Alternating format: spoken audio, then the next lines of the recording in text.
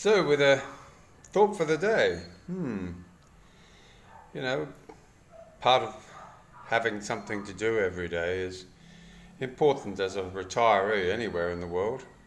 There's no point in vegetating somewhere. There's plenty of rest homes around where you can do that. But it's a little bit, I suppose, a little bit depressing, really, when you think about it. All the energy that goes into emotional energy as well as physical, going into building a home here in the Philippines or anywhere really, to have it the start of one's dreams, to dig the first piece of dirt and dig the holes for foundations and slowly see, I suppose they call it, the phoenix rising, and to then finally move in. Of course, that's the dream of everybody, to have a mortgage-free house somewhere. Well, I think it is anyway. You probably disagree. Maybe you're one of the renters around the world.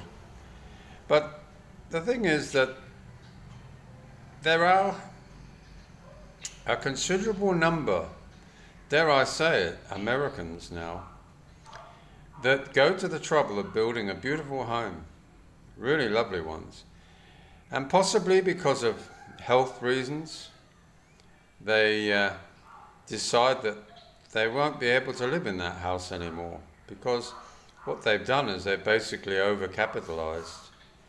And you only have to, you don't actually have to look very far. A point in case is the Armstrong family.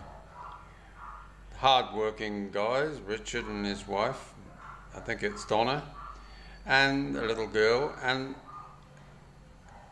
they built a beautiful home at the start, up near Vigan.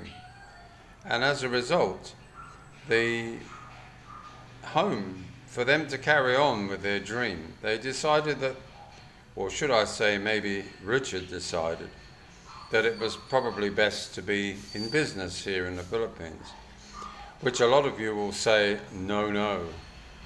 But I suppose it's like anything, it's a niche market.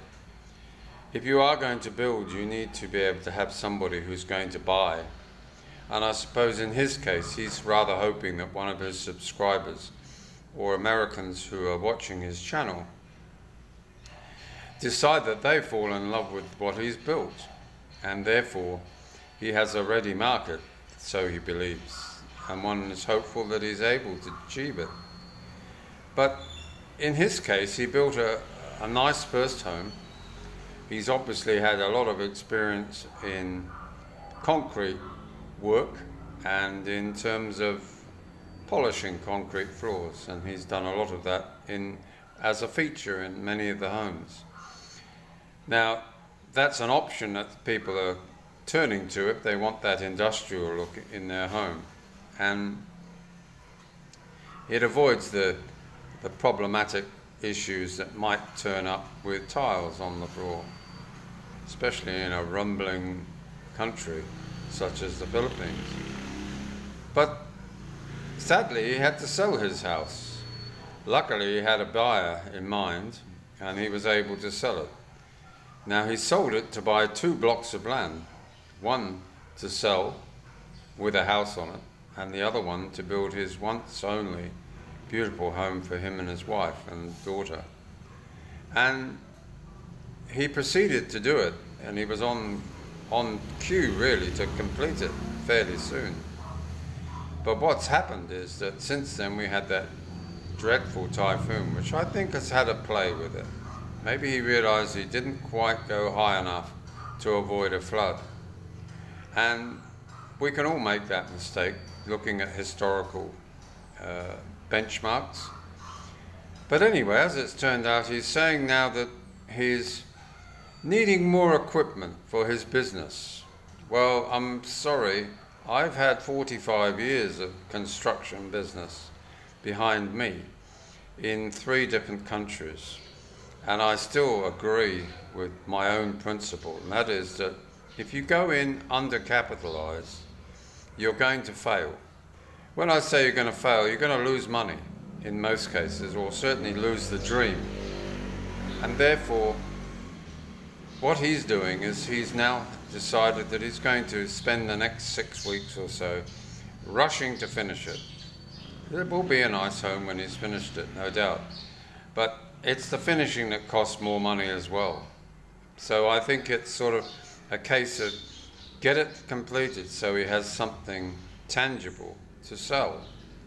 And good on him if he finds a buyer. Little swimming pool in the middle, almost like a granny flat attached to it. And it is going to look very nice. But he has a price tag of 10 million pesos. And not a lot of locals have got 10 million cash to pay out.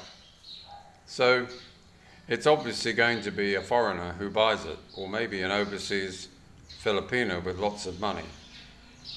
But of course, he's undertaken to do more work for others. So he's got this construction company that he's wishing to employ a certain team of workers who he's self-taught his way, and therefore there should be no problem following instructions. And what's happening is that you can see it happening, it's unfolding. He plans something, and something inevitably goes wrong, and he has to sell up to move on to the next one. Now, when you come to the Philippines, one surely thinks that you're coming here to retire, to take it easy, but not for Richard and Donna. They're flat tack, Western style, working their butts off. And one can only take your hat off to that. But you have to stop and think. Donna's a very nice lady, and I wonder actually if she really expresses what she feels, and that is that they're building these lovely homes, and each time they get excited about a new home, it's whipped away because, oh, he's run out of money. So the idea that we're all millionaires is not quite the way it really is. And moving on to a few others that have built, again, lovely homes, only to end up having to maybe go back to America to sell the house. Negotiable price, of course, which means it's easy to sell. But the thing is that what's happening now is that more and more people are doing this. And it's just a sad indictment on having all these dreams to do things, and in the end finding out that you just can't achieve it. So my sort of heart goes out to some of these guys, because so much energy and love and emotion's gone into it, only to have it taken away. I'd hate that to have happened here, but this is my ongoing project. So I just keep on going. The tiles now are down. I just have to do the walk-in wardrobe, not the walk-in wardrobe, the walk-in ensuite tiles. I want to do them myself. Jane wants to get somebody else to do it. But I have fun doing these things, so I'm going to pursue and proceed. So anyway, that's my minor thought for the day. Not really very philosophical, except to highlight the disappointment that many of you guys out there that maybe bite off a bit bigger chunk of the Philippines than maybe is wise. Anyway, I hope you all have a lovely day. Give us a thumbs up, and don't forget to comment. Love your comments. Bye now.